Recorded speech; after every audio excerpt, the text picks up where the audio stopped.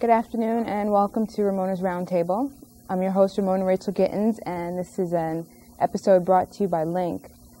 I've heard about Dr. Sebi for many years, and he's sort of a legend that I haven't really been able to sort of get to. I haven't really understood a lot of his philosophy. A lot of it is because I haven't heard much of it one-on-one, so this is actually an honor for me today, and I'm glad that everyone who's listening to this is able to join us.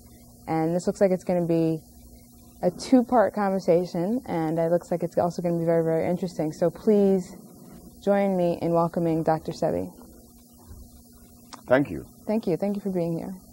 Thank you so very much. I would like to let you start by sort of telling us your story from the beginning.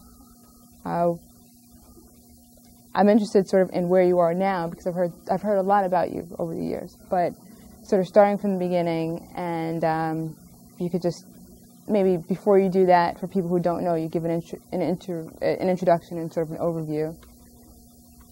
Thank you. Quick.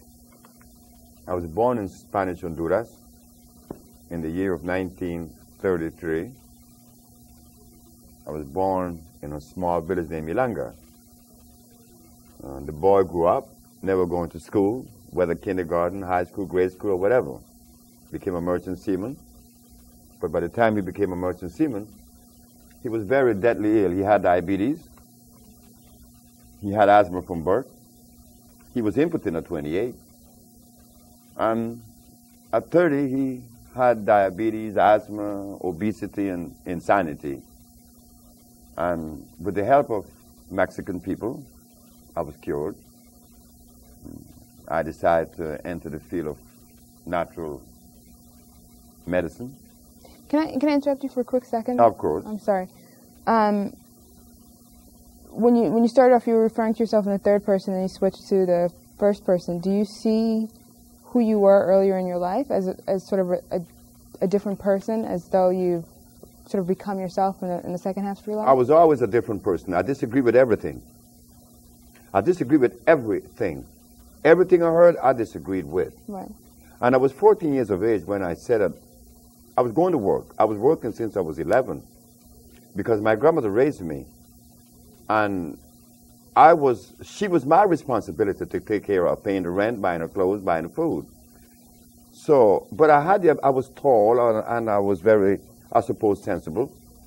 So I just grew up, and at 14, I made a statement that I was going to do something to help humanity. But when I made that statement, I also knew that I was going to come up against the established or prevailing philosophy of life. That I knew at 14 years of age. But I didn't know that one day that I would become the person that I'm known for today as being the healer. I didn't know that. But even before I became the healer, you know, I didn't have a girlfriend until I was 21 because I disagreed with what I saw. And even now, my interrelationship with women, I don't believe that there is a woman that could rightfully say that they love me because of the way that I live and the way that I see things. And I'm not really upset or bothered by that. But I live different. I see different. I feel different. And I don't like to share that with most people because it is so far away. You know, you don't want to disturb anyone. But